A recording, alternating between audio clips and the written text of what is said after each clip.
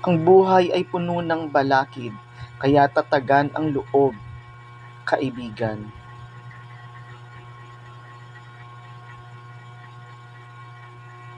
Samot-saring pagsubok ay haharapin. Bumangon at lumaban.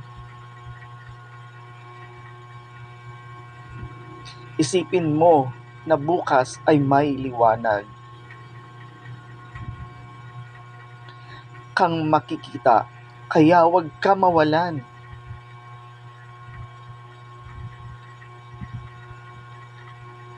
ng pag-asa dahil ang Diyos ang siyang ating gabay.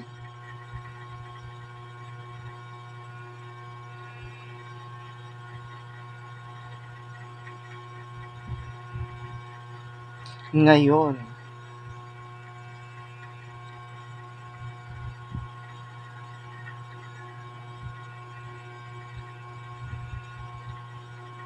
bukas, at kailanman.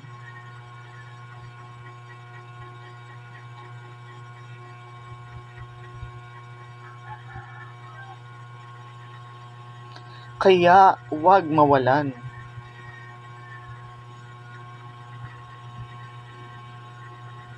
ng pag-asa, kaibigan.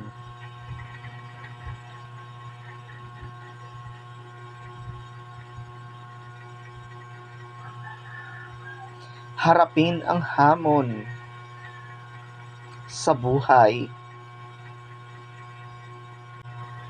at tiyak ang liwanag ay darating.